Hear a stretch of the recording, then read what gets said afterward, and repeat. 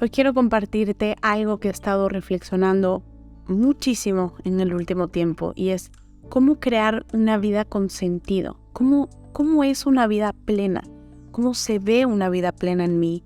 ¿Y cómo puede hacer la gente que siente una gran insatisfacción por su vida en general o en áreas en particular para poder sentirse bien, para cambiar esa vida que tienen cuando de repente no saben ni por dónde empezar, ni qué cambiar, ni pareciera que como que todo no está funcionando, pero ni siquiera sabes cómo empezar a hacer las cosas diferentes, ¿no?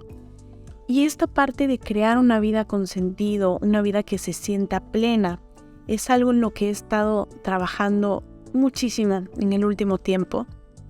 Yo les conté en el primer episodio, ¿no?, que hubo momentos de mi vida donde yo tenía una insatisfacción inmensa, donde mi sensación de vacío era muy grande y yo no sabía ni qué hacer para llenar mi vida, ¿no?, para sentirme feliz.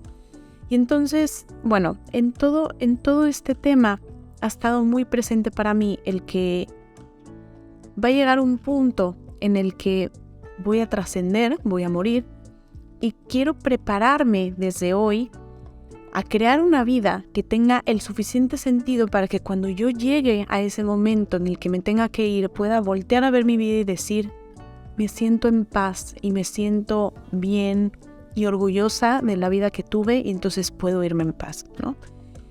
Todo esto ha estado en mi cabeza, esto me ha llevado a investigar muchísimo sobre el tema, a empaparme de libros, de conocimiento, de gente que esté allá afuera, pues no sé, cuestionándose lo mismo, porque creo que esto es una forma gigante en la que podemos ayudarnos a sentirnos mejor y a tener una vida mucho más plena, ¿no? Y dentro de las cosas que he encontrado, me he encontrado con este libro. Si me estás escuchando en Spotify, lo estoy enseñando para YouTube. Es El arte de cultivar una vida con sentido, de Emily Stephanie Smith. Esta joya de libro, si lo estás viendo bueno, tiene un montón de marcas que le he puesto en las páginas porque de verdad que es un libro que me ha cambiado a mí la vida por completo. Es de lo mejor que yo he leído en mi vida, ¿no?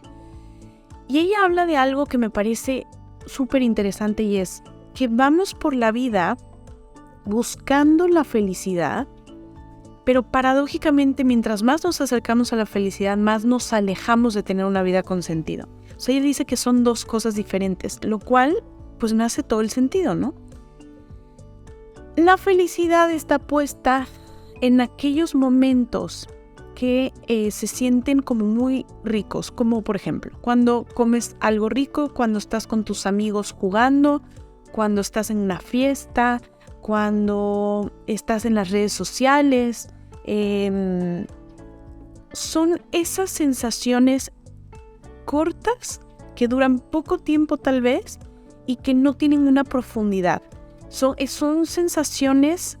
O sea, la felicidad es definitivamente es muy rica, ¿no? Es muy agradable sentirla, pero dura poco tiempo y está puesta normalmente en actividades superficiales. O sea, se me ocurre también el ir de compras, por ejemplo. A mí el comprar cosas era algo que me hacía muy feliz. Entonces, por el otro lado está esta parte de sentido. Sentido son aquellas actividades que si bien no se sienten tan feliz, con tanta felicidad, tienen un para qué. O sea, hay un trasfondo de eso que estás haciendo. Y entonces la sensación de plenitud que te genera ese sentido dura mucho más en el tiempo y está relacionada con actividades con mucha más profundidad. Por ejemplo, ella estudiaba gente que se dedicaba a cuidar enfermos. Y ella encontró que estas personas que cuidaban a los enfermos, si bien no eran muy felices tal vez haciéndolo esta profesión, pero sí eran personas que lograban encontrarle un sentido a eso que hacían. Y por ejemplo, otro que a mí me maravilló y honestamente es algo que me sorprendió, ella estudió a personas que eran papás y a personas que no lo eran. Descubrió que quienes no eran papás tenían mayores niveles de felicidad, tenían menos ansiedad, menos preocupaciones, menos estrés. Su sensación de felicidad era muy diferente a la gente que sí eran papás.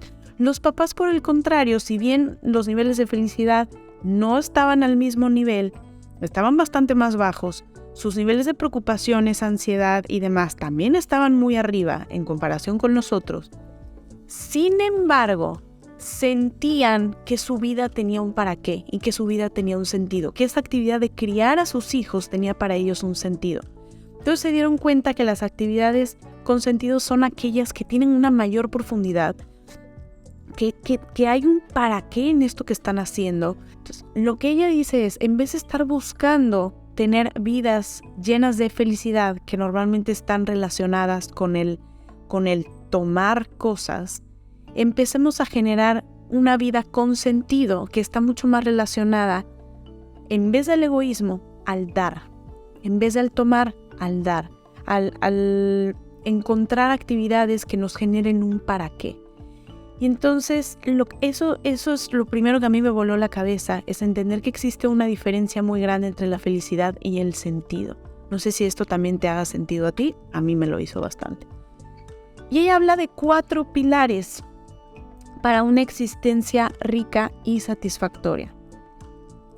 Estos 4 son pertenencia, propósito, contar historias y trascendencia. El primero de pertenencia está relacionado con toda tu gente, aquellas personas que son importantes para ti, con quien tú te sientes amado y puedes amar, esas personas incondicionales en tu vida, con quien disfrutas estar porque puedes ser tú mismo, que no hay condiciones en tu amor, no tienes que ser alguien diferente para que esa persona te ame, donde puedes tener conversaciones profundas, que puedes... Eso al final se reduce a personas que amas y que te aman incondicionalmente. Eso, el sentido de pertenencia es una de las cosas que más puede generar cambios positivos en tu vida. Cuando tú te empiezas a relacionar con gente que te suma a nivel emocional, a nivel mental, relaciones nutritivas, tus sentimientos de, voy a hablar de felicidad y de plenitud como si fueran lo mismo, pero ya sabemos que no lo es, pero a lo que me refiero es, eso genera mucha sensación de felicidad y de plenitud en la vida de la gente. Cuando vivimos situaciones complicadas, de los primeros de los que nos agarramos es de nuestra gente. Cuando perdemos, por ejemplo, un papá, nos agarramos de nuestra pareja, nos apoyamos de nuestra pareja, nos apoyamos de nuestros amigos. Entonces, por eso es tan importante el sentido de pertenencia y que cuides las personas con las que te relacionas. El segundo pilar es el propósito. Y este para mí es hermoso porque ella hablaba, por ejemplo, de en que puedas encontrar en tu día a día un propósito para lo que haces.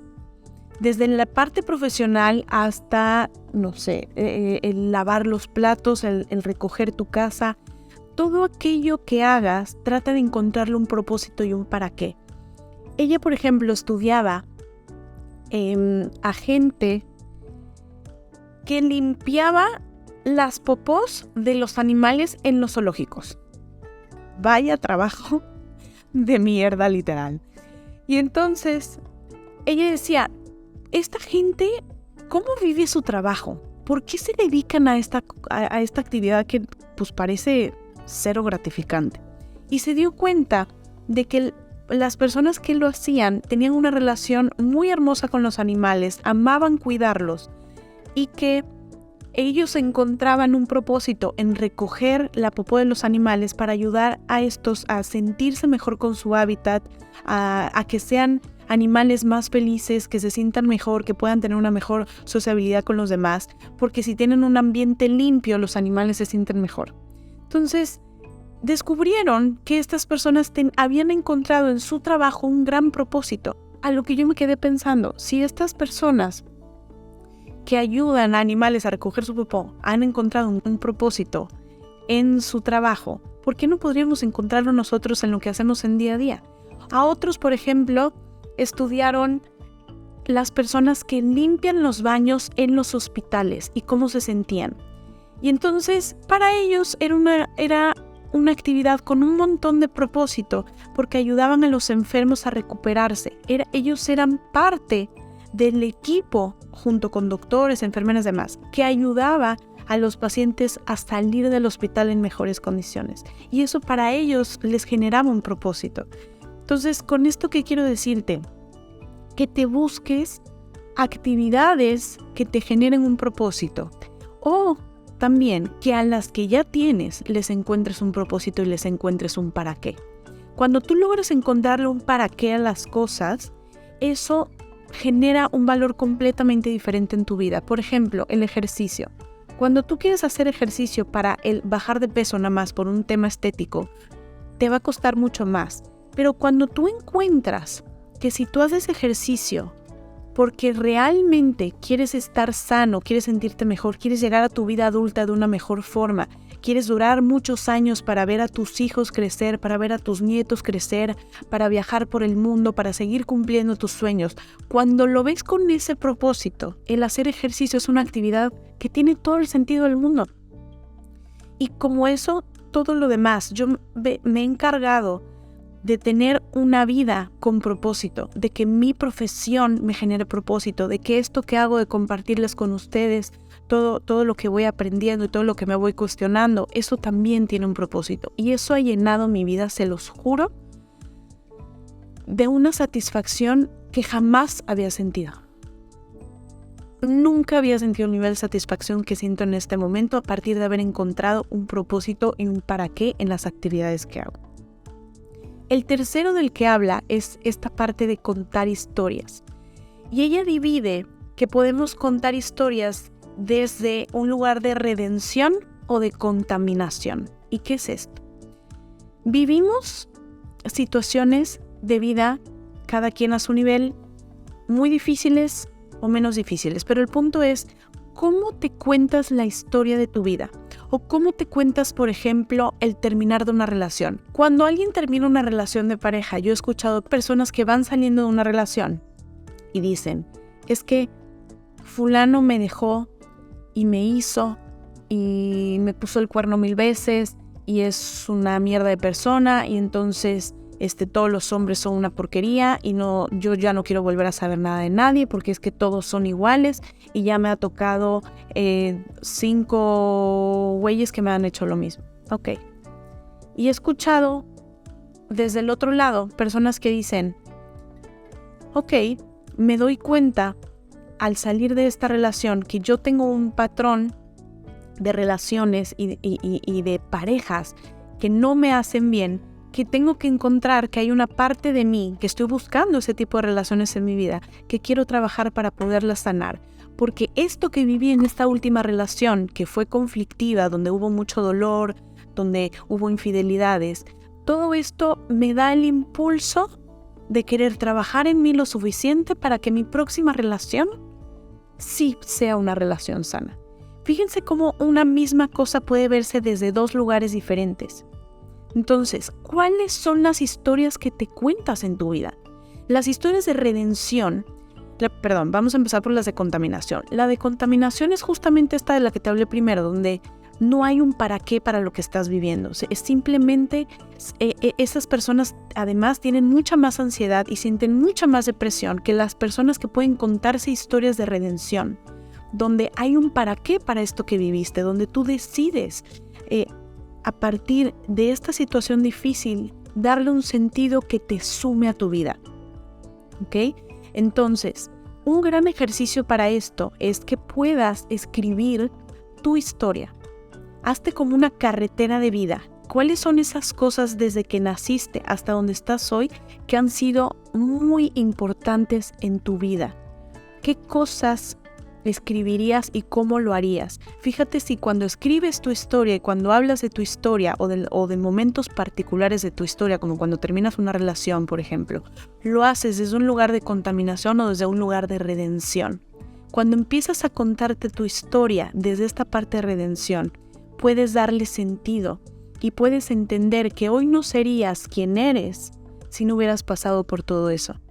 Enorgullécete de haber salido de muchas de las situaciones, de haber vivido muchas de las situaciones difíciles por las que pasaste, porque te permiten ser quien eres hoy. Entonces, cuéntate una historia diferente de tu vida, una historia que honres, que se sienta bien, que haya un sentido y un para qué.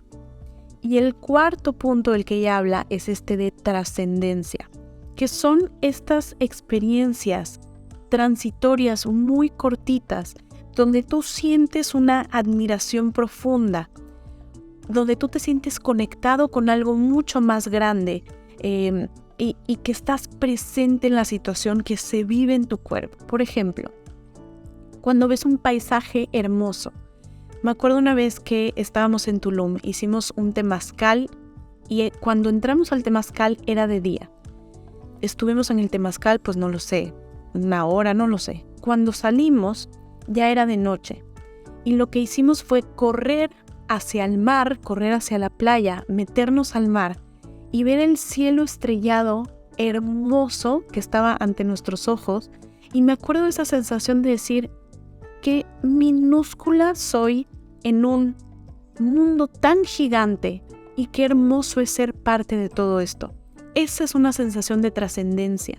Cuando ves un acto de amabilidad, cuando ves un paisaje hermoso, algo que dices, wow, esos momentos, wow, que se sienten impresionantes, esos son momentos de trascendencia. Por ejemplo, cuando yo doy terapia, para mí hay muchos momentos donde siento esa admiración profunda y donde siento esa trascendencia, porque veo el gran esfuerzo que hace la gente por crecer emocionalmente, por sentirse mejor, por salir de sus problemas, por darle un sentido a las cosas que están viviendo y empezar a transformar su vida desde ese amor propio, ¿no? Y cuando yo veo cuando les cae un 20 y dicen, wow, no me había dado cuenta de esto, a mí en ese momento se me activa esta admiración y este sentido de trascendencia en el que digo, creo en la humanidad, en que estamos avanzando en nuestro nivel de conciencia cada vez más y que yo soy un eslabón chiquito pero poderoso en todo esto. Que esta persona que se acaba de dar cuenta de algo es una persona, es un eslabón chiquito pero poderoso dentro del mundo también, y entonces somos parte todos de algo mucho más grande. Y esto también me lo ha enseñado el mindfulness, al estar presente, al poder conectar conmigo, con mi cuerpo, con mis emociones, con lo que tengo a mi alrededor, me ha permitido reconocer esos momentos de trascendencia. Y esto en general son estos 4 pilares de los que ella habla: pertenencia, propósito, contar historias y trascendencia. Que si vives momentos difíciles en tu vida, como pérdidas, duelos, traumas, etc., tú puedes agarrarte de estos 4 para salir mucho más rápido de ese dolor. A partir de tener estos 4 pilares en tu vida, tu sensación de ansiedad baja, tu sensación de felicidad sube, de plenitud, te sientes mejor con tu vida. Y yo estoy de acuerdo con ella, a mí me hace mucho sentido lo que ella cuenta en este libro, donde además pone historias de mucha otra gente. Todo el libro está lleno de historias de vida de personas que te transmiten estos sentidos. Yo lo veo en mí y lo veo en estas personas que ella documenta, lo veo en mucha gente que tengo a mi alrededor. Estos 4 sentidos generan en ti una vida mucho más plena y mucho más profunda, con mucho más sentido.